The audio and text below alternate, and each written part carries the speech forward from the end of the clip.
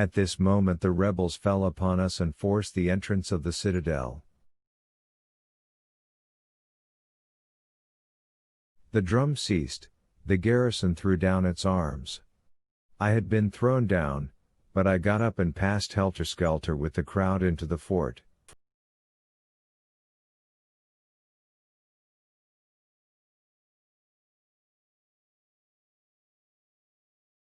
I saw the commandant wounded in the head, and hard pressed by a little band of robbers clamoring for the keys.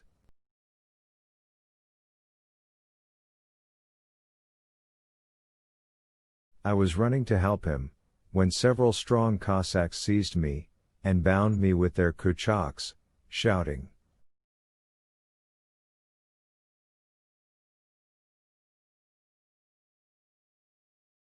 "Wait a bit, you will see what will become of you traitors to the Tsar." We were dragged along the streets.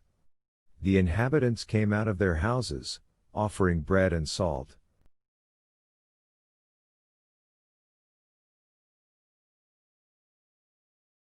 The bells were rung.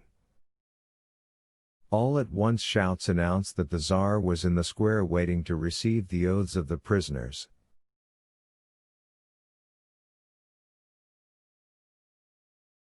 All the crowd diverged in that direction, and our keepers dragged us thither. Pugachev was seated in an armchair on the threshold of the commandant's house. He wore an elegant Cossack kaftan, embroidered down the seams. A high cap of marten sable, ornamented with gold tassels, came closely down over his flashing eyes.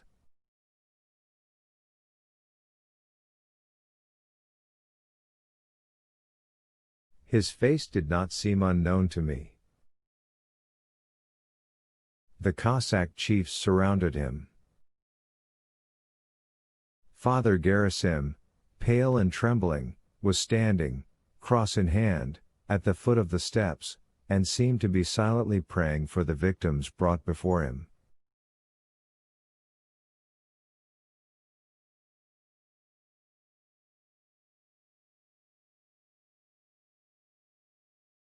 In the square a gallows was being hastily erected. When we came near, some Bashkirs drove back the crowd, and we were presented to Pugachev.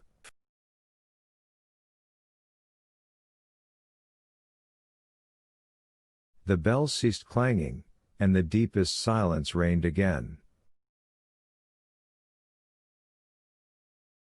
"Where is the commandant?" asked the usurper. Our uryadnik came forward and pointed out Ivan Kuzmich. Pugachev looked fiercely upon the old man and said to him, "How is it you dared to oppose me, your rightful emperor?" The commandant, enfeebled by his wound, collected his remaining strength, and replied, in a resolute tone,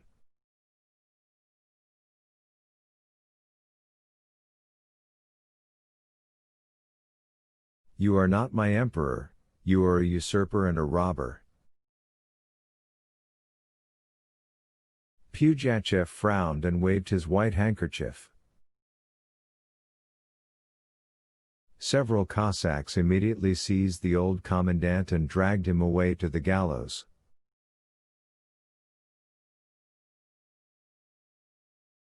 Astride on the crossbeam, sat the disfigured Bashkir who had been cross-examined on the preceding evening.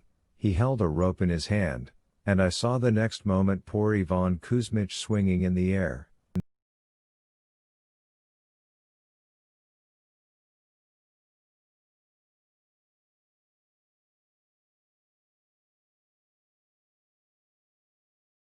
Then Ivan Ignatievich was brought before Pugachev. "Swear fidelity," Pugachev said to him, "to the emperor, Petr Fedorovitch. You are not our emperor," replied the lieutenant, repeating his commandant's words. "You are a robber, my uncle, and a usurper."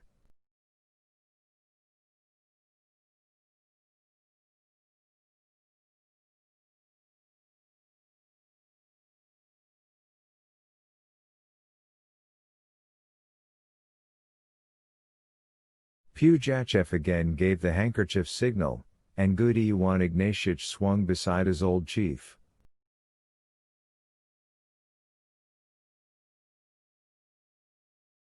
It was my turn. Boldly I looked on Pugachev and made ready to echo the answer of my outspoken comrades.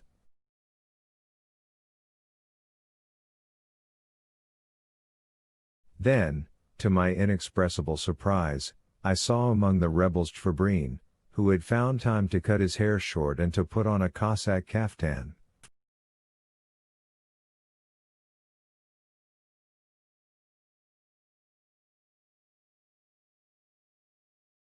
He approached Pugachev, and whispered a few words in his ear. "Hang him," said Pugachev, without deigning to throw me a look.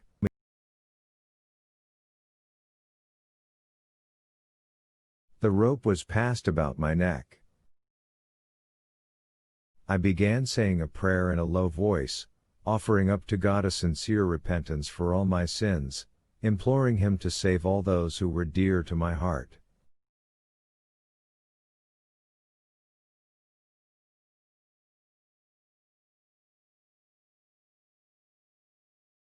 I was already at the foot of the gallows. "Fear nothing. Fear nothing," the assassin said to me, perhaps to give me courage, when all at once a shout was heard.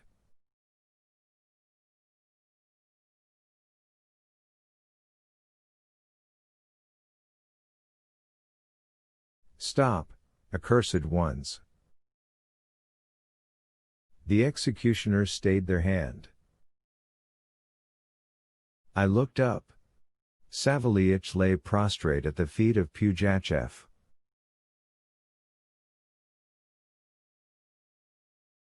"Oh! My own father!" my poor follower was saying.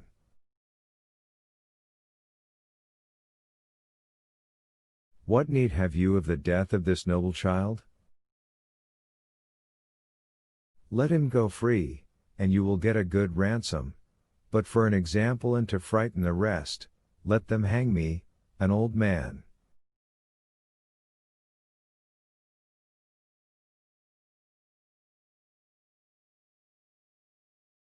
Pugachev gave a signal. I was immediately unbound. "Our Father shows you mercy," they said to me.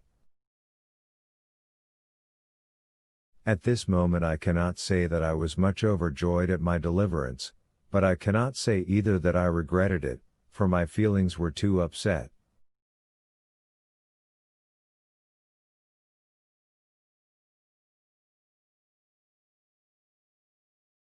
I was again brought before the usurper and forced to kneel at his feet. Pugachev held out to me his muscular hand. "Kiss his hand! Kiss his hand!" was shouted around me.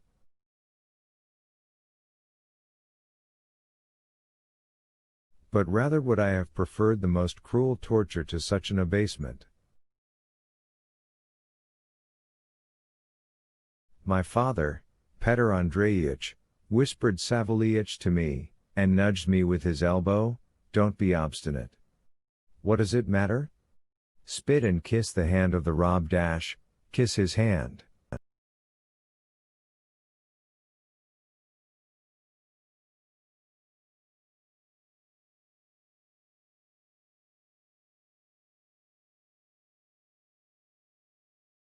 I did not stir. Pugachev withdrew his hand and said, smiling. "Apparently his lordship is quite idiotic with joy, raise him. I was helped up and left free. The infamous drama drew to a close. The villagers began to swear fidelity. One after another they came near, kissed the cross, and saluted the usurper.